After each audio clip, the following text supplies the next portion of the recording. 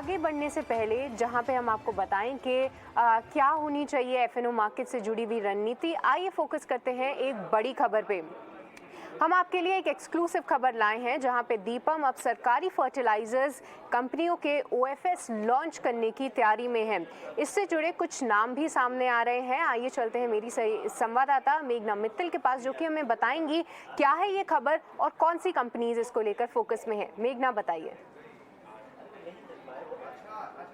जी, जैसा कि हम जानते हैं इस साल केवल ओएनजीसी का ओएफएस आया है। उसके बाद मार्केट्स काफ़ी वोलेटाइल हो गए थे, जिसके बाद दीपम कोई और नया ओएफएस नहीं लाई है। लेकिन अब जो सूत्र जानकारी दे रहे हैं कि दीपम ने इन्वेस्टर फीडबैक लेना शुरू कर दिया है 4 पीएसयूज़ के लिए, जिसमें वो ओएफएस प्लान कर रही है।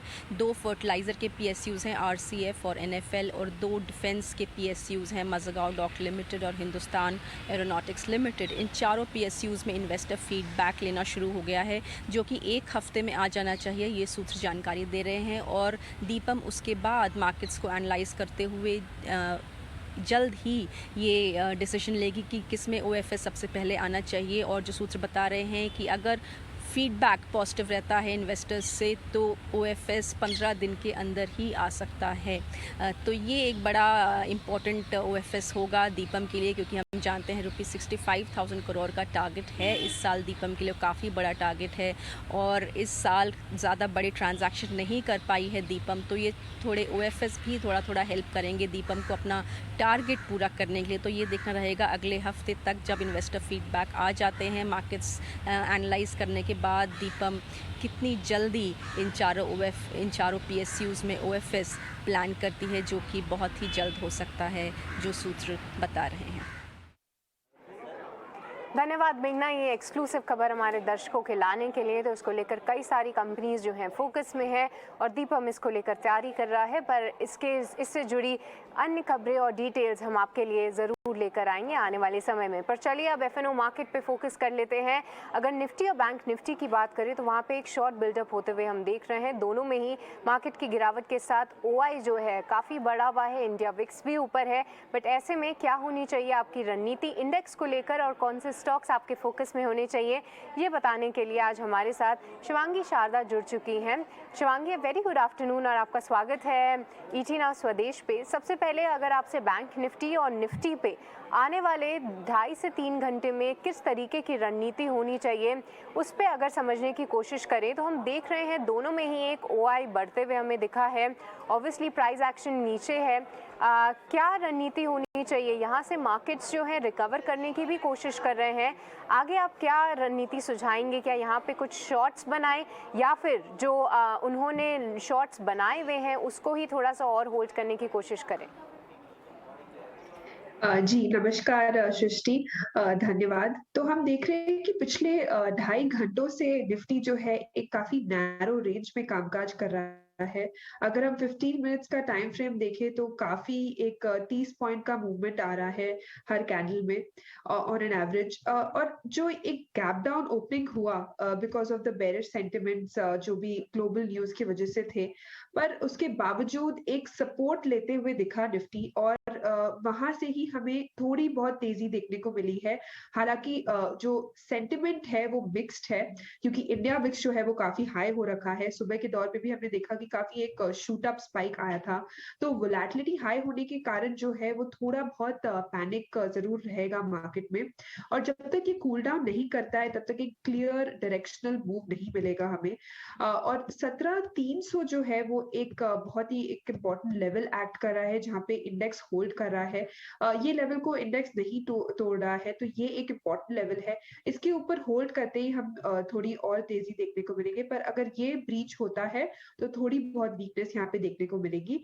बट लोअर साइड 17,150 जो है वो एक क्रूशियल सपोर्ट है। तो उसके उस लिहाज से हम कामकाज कर सकते हैं। तो 17,300 फिलहाल मार्केट्स होल्ड करते हुए दिख रहा है। 17,150 एक अहम लेवल है जो कि मार्केट फिलहाल होल्ड कर रहा है और उम्मीद है कि ये होल्ड करे। और दोनों तरफ के ही जो आपको लेवल्स ध्यान में रखने चाहिए ऊपर और नीचे की तरफ, वो आपको शिवांगी ने बताया। पर आइए आगे बढ़ते हैं और अब बताते हैं आपको कि कौन से हैं वो शेयर्स जहाँ पे हमें लॉन्ग बिल्डअप होते हुए दिख रहा है।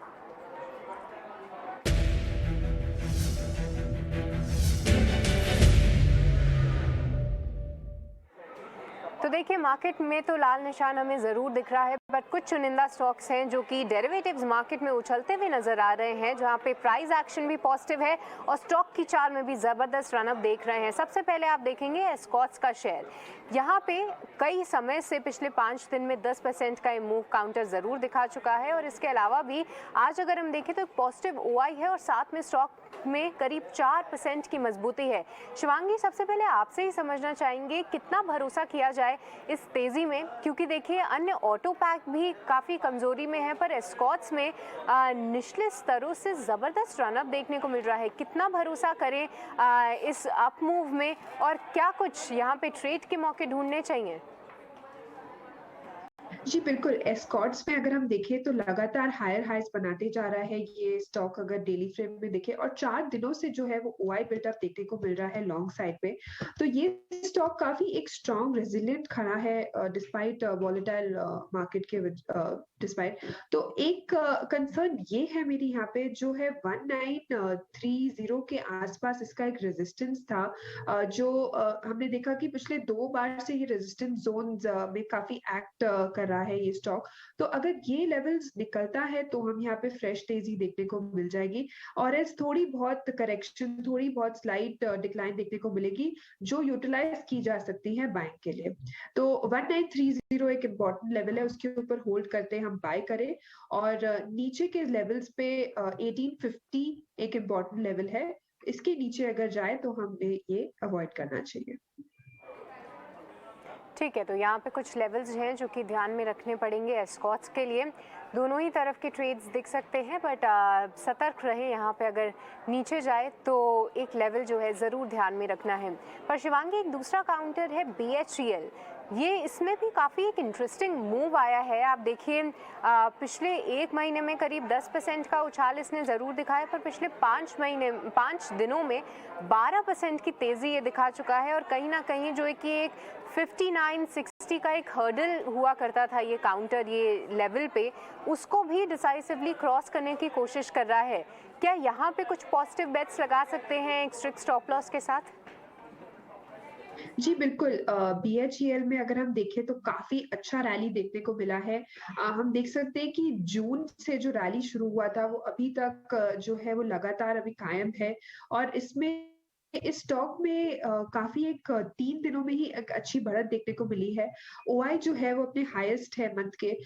तो यहाँ पे एक चीज है कि ये स्टॉक काफी पॉजिटिव है, और दूसरी चीज की कैपिटल गुड्स में स्पेस जो है सारे, उसमें एक बहुत अच्छा मूवमेंट हमें देखने को मिला है।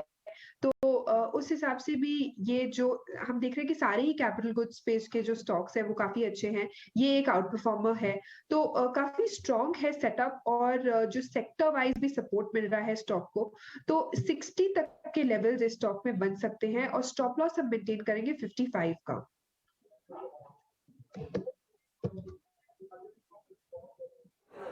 ठीक है, तो BHEL भी आप अपने रेडार पे रख सकते हैं, पर देखिए मार्केट में गिरावट जारी है, हालांकि रिकवर करने की कोशिश कर रहे हैं, पर अगर ब्रॉडर इंडेक्स की बात करें तो वहाँ पे भी काफ़ी प्रेशर है।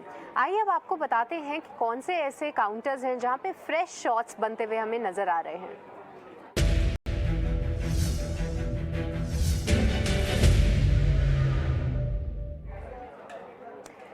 तो अगर फ्रेश शॉट्स की बात करें, वो काउंटर्स जहां पे ताज़ा मंदी हमें देखने को मिल रही है, वहां पे हम आपके लिए 2 नाम लेकर आए हैं और वहां पे ज़बरदस्त एक्शन देख पा रहे हैं। आपकी स्क्रीन पे इन्फो एज जो कि फिलहाल 6% की गिरावट दिखा रहा है, और इसके अलावा सिटी यूनियन बैंक करीब 4.5% यहाँ पे वो कमज़ोर है। शिवांगी, देखिए सिटी यूनियन बैंक थोड़ा सा FNO मार्केट में इतना लिक्विड नहीं है, पर अगर इन्फो एज की बात करें तो यहाँ पे भी ज़बरदस्त प्राइस एक्शन हम देख पा रहे हैं। करीब 6% की ये काउंटर जो है गिरावट दिखा रहा है, और कहीं ना कहीं पिछले 1 महीने से जहां पे ये 4250 के लेवल्स होल्ड कर रहा था, आज वो भी ब्रीच करता हुआ नजर आया है। क्या इन स्तरों पे कुछ फ्रेश शॉट्स बना सकते हैं? क्या इसे एक स्ट्रॉन्ग ब्रेक डाउन के तरफ से देखना चाहिए? आपकी क्या राय रहेगी? जी बिल्कुल, इन्फो एज की अगर हम बात करें पहले तो यहाँ पे हमने देखा कि 45-75 एक इम्पोर्टेंट रेजिस्टेंस जोन्स था जो पिछले बार भी रीटेस्ट किया था पिछले 2 बार से। तो यहाँ पे थोड़ी बहुत कंसर्न तो थी कि यहाँ पे स्टॉक होल्ड नहीं कर पाएगा और वीकली जो फ्रेम है उसमें नेगेशन देखने को मिला है कंटिन्यूअस हायर हाइज के जो एक फॉर्मेशन था। तो जो थोड़ी बहुत यहाँ पे वीकनेस बनी रहेगी और सीयूबी की अगर हम बात करें तो काफ़ी अच्छा रैली हमें देखने को मिला है, अगर हम जून के स्टार्टिंग से देखें अभी तक का। तो इसमें थोड़ी बहुत रुकावट है, पर ओवरऑल जो स्ट्रक्चर है वो अभी भी पॉजिटिव ही है सीयूबी का। अपने 50 एक्सपोनेंशियल मूविंग एवरेज को भी होल्ड कर रहा है डेली फ्रेम में अगर हम देखें तो। तो कंपेयरिंग द टू मुझे नौकरी यानी इन्फो एज ज़्यादा वीकनेस में दिख रहा है और इसमें हम जो है सेल कर सकते हैं। सीयूबी अभी भी बरकरार रहेगी। ठीक है शिवांगी, अगर आप इन्फो एज में पा रही हैं कि एक शॉर्ट्स बना सकते हैं, तो क्या लेवल्स होने चाहिए जो कि एक ट्रेडर को ध्यान में रखने हैं?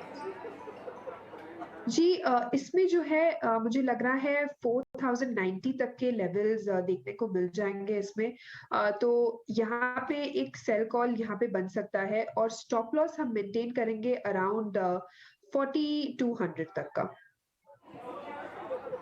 ओके, तो ये लेवल्स आप इन्फो एज में ध्यान रख सकते हैं। पर शिवांगी, एक काउंटर पे मैं भी आपसे बात करना चाहूँगी। देखिए, बजाज फाइनेंस पे आपकी क्या राय है? क्योंकि पिछले वीक में एक बार ये मेरे रडार पे ज़रूर आया था, क्योंकि इस काउंटर ने कई समय बाद 20 डीएमए के नीचे एक क्लोजिंग दी थी और कई दिनों से उसके पहले 7200 का लेवल जो है वो क्रॉस करने में काफ़ी इसको दिक्कतें आ रही थी। आज अगर हम देखें तो करीब 2% की कमज़ोरी इसने एक पॉइंट ऑफ टाइम पे दिखाई थी, पर मार्केट्स के साथ थोड़ा रिकवर करते हुए नज़र आ रहा है। क्या ये काउंटर अभी भी आपको वीक लग रहा है? क्या यहाँ पे कुछ शॉर्ट्स बना सकते हैं? आपकी क्या राय रहेगी बजाज फाइनेंस पे? जी बजाज फाइनेंस में अगर हम देखें तो वीकली सेटअप अगर हम देख रहे हैं तो हल्का सा ये एक डबल टॉप एक फॉर्मेशन बना रहा है और थोड़ी बहुत स्लाइड करेक्शन देखने को मिलेगी। ओवरऑल अगर चार्ट स्ट्रक्चर अगर हम बोले तो बजाज फाइनेंस काफी एक स्ट्रॉन्ग स्टॉक है और हमने देखा है कि हर बार जब नॉन बैंकिंग फाइनेंशियल स्पेस में रैली आती है, स्ट्रेंथ आती है, तो ये एक ऐसा नाम है जो आउट परफॉर्म करता है। तो यहाँ पे जो है फ्रेश सेलिंग की मैं सलाह नहीं दूंगी, पर जो है स्लाइट करेक्शन जो है वो यूटिलाइज की जा सकती है बाइंग के लिए। ओके, तो बजाज फाइनेंस में फ्रेश शॉट्स नहीं बल्कि इस करेक्शन में आप कुछ जो मौके ढूंढे वो बाय की साइड होने चाहिए, ऐसा शिवांगी की राय आ रही है। पर आइए अब आपको बताते हैं कौन से ऐसे काउंटर्स हैं जहां पे इस मार्केट की फॉल के साथ लॉन्ग अनवाइंडिंग होते हुए हम देख रहे हैं। स्क्रीन पे हम दो नाम लेकर आएंगे जहां पे पिछले वीक जहां पे हम एक तेज़ी देख रहे थे तो ये काउंटर्स बढ़ते हुए नज़र आए, पर मार्केट के मूड और माहौल बदलते हुए ये कुछ तमाम काउंटर्स हैं जहां पे गिरावट भी दिख रही है और प्राइस एक्शन भी ये अंदेशा दे रहा है कि जितने लॉन्ग्स बने थे वो कहीं ना कहीं अब अनवाइंड हो रहे हैं और प्रेशर को इंटेंसिफाई कर रहे हैं। दो काउंटर्स आपके स्क्रीन पे हैं, सबसे पहले हिंद कॉपर और दूसरा है बैंक ऑफ बड़ौदा।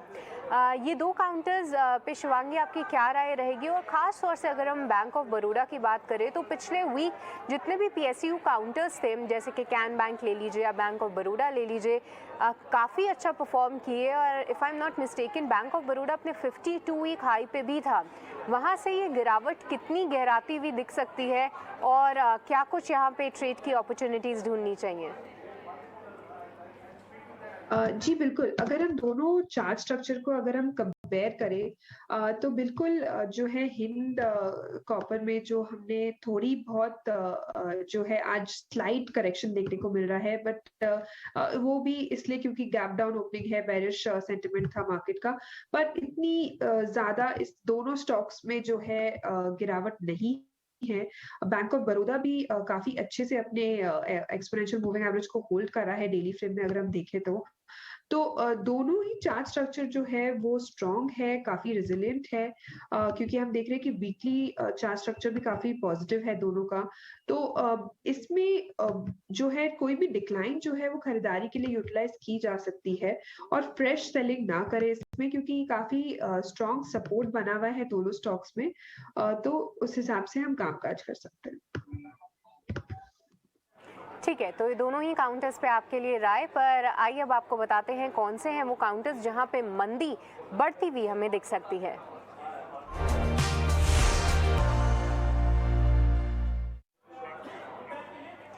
इसमें भी हमने आपके लिए दो काउंटर्स लाए हैं और इंटरेस्टिंगली एक और पीएसयू काउंटर जो है इस लिस्ट में शामिल है। आप देखेंगे अपनी स्क्रीन पे एसबीआई आज ये करीब 2% की जो है कमज़ोरी दिखा रहा है। शिवांगी, आपने दोनों ही काउंटर्स पे राय दी, बैंक ऑफ बड़ौदा पे भी आपने चर्चा की, पर एसबीआई पे आपका क्या कहना है? क्योंकि कहीं ना कहीं 540-550 का जो एक हर्डल अब बन चुका है ये स्टॉक के लिए लेवल, वो नहीं क्रॉस हो पा रहा है। इस बार भी हमने देखा कि उन स्तरों से ये कि यू टर्न मारता हुआ नजर आया, बट क्या इस कमज़ोरी के बाद और भी ये कमज़ोरी आ सकती है या यहाँ पे कुछ कमाई के मौके ढूंढने चाहिए, जैसा कि आप बजाज फाइनेंस पे पॉजिटिव थी? जी बिल्कुल, एसबीआई जो एक है पीएसयू बैंकिंग स्टॉक्स का ड्राइवर जो है स्टॉक, तो हम देख रहे हैं कि इसमें थोड़ी बहुत थकावट देखने को मिल रही है। मैं ऐसा मानना चाहूंगी कि इसमें मोमेंटम जो है वो अभी थोड़ा लॉस्ट है। एक काफी एक इम्पोर्टेंट सपोर्ट है इमीडिएटली, वो है 508 का, जो आज भी हमने देखा कि ये होल्ड करा, और पिछले भी हमने देखा है कि ये सपोर्ट जो है काफी अच्छी तरह से होल्ड किया है स्टॉक ने। तो वो एक इम्पोर्टेंट सपोर्ट है, उसको ध्यान रखते हुए हम खरीदारी कर सकते हैं। पर मेरा ये मानना है कि यहाँ पे स्लो मोमेंटम होने के कारण थोड़ा स्लो हमें गेन्स इसमें दिखेगा, और हम वेट कर सकते हैं स्टॉक में एंटर करने से पहले। ठीक है, तो ये थी एसबीआई पे राय, पर फाइनेंशियल्स में काफ़ी सारे नाम सामने आ रहे हैं। शिवांगी, हमारी लिस्ट में दूसरा नाम है पीईएल का, इस पे आपसे राय समझेंगे क्योंकि पिछले एक महीने में काफ़ी इंटरेस्टिंग इसका एक डेवलपमेंट हुआ। देखिए, एक महीने की चाल तो ऊपर की साइड थी, पर कहीं ना कहीं 2000 के लेवल्स के पास इस काउंटर ने एक ब्रेकआउट ज़रूर दिया और फिर अब नीचे आया है उन लेवल्स को टेस्ट करने के लिए। न्यूज़ के लिहाज से भी ये काउंटर थोड़ा सा फोकस में ज़रूर है, बट चार्ट्स पे और ट्रेडिंग के लिहाज से कौन से लेवल्स ध्यान में रखने चाहिए? क्या इन स्तरों के बाद फिर से स्टॉक एक यू टर्न लेके ऊपर की चाल दिखा सकता है, या यहाँ पे कुछ चार्ट पैटर्न बिगड़ता हुआ नजर आया है? आप क्या देख रही हैं?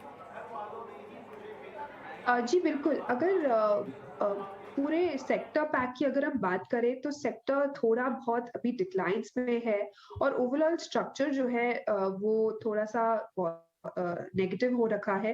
तो सेक्टर का सपोर्ट ना मिल रहा है, इसलिए ये स्टॉक थोड़ा सा अभी आज परफॉर्म नहीं कर पा रहा है। इसमें लोअर जोन्स में बाइंग देखने को मिली, पर फिर भी एक अच्छा मूव नहीं देखने को मिल रहा है। तो मुझे लग रहा है कि ये स्टॉक जब तक एक सपोर्ट नहीं मिलता है सेक्टर मूवमेंट का, तब तक ये स्टॉक थोड़ा सा थोड़ा सा कम मोमेंटम में रहेगा। लेकिन अगर एक बार तेजी शुरू हुई तो 2023 तक के लेवल्स हमें इसमें देखने को मिल जाएगा।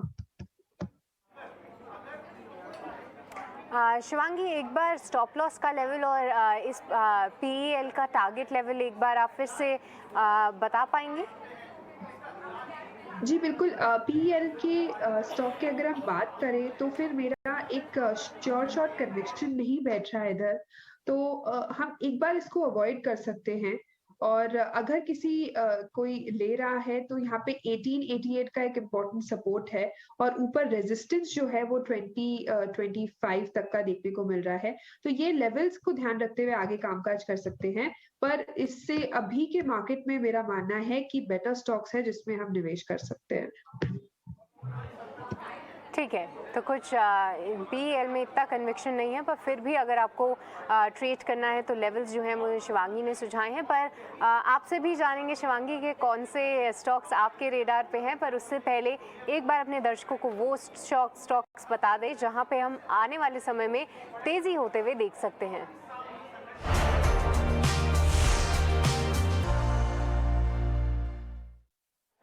तो आपकी स्क्रीन्स पे हम लेकर आए हैं वो काउंटर्स जहां पे हम तेज़ी देख सकते हैं और इंटरेस्टिंगली ये दोनों ही काउंटर्स गिरते बाजार में भी स्ट्रॉन्ग मोमेंटम दिखा रहे हैं।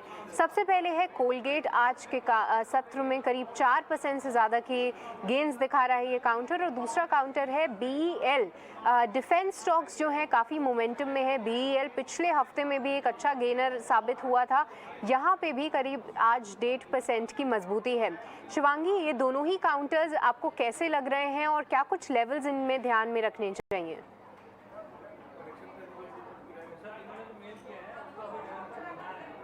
जी बिल्कुल, तो ये दोनों जो है स्टॉक्स काफ़ी अच्छा रैली देखने को मिला है आज। जिस तरह से OI एडिशन हुई है दोनों स्टॉक्स में काफ़ी पॉजिटिव है। इनफैक्ट मेरे आज का एक पिक मैंने रुझान किया था BEL पे, तो यहाँ पे मैं वो मौका लेती हूँ, बोलती हूँ दर्शकों को कि ये BEL जो है वो स्टॉक खरीदारी कर सकते हैं हम। और जो इसका टारगेट बन रहा है 320 का और स्टॉप लॉस हम लगाए रखेंगे 303 का।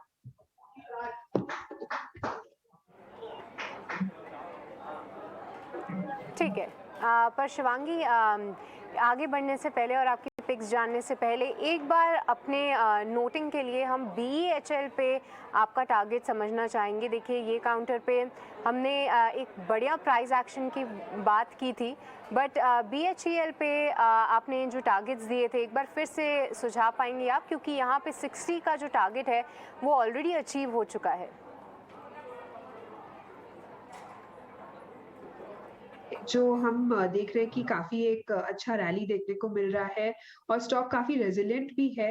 तो मेरा यहाँ मानना है कि हम टारगेट्स को और शिफ्ट कर सकते हैं 62 तक के लेवल्स तक का, और स्टॉप लॉस हम ट्रेलिंग स्टॉप लॉस हम बढ़ा देंगे 57 तक के लिए।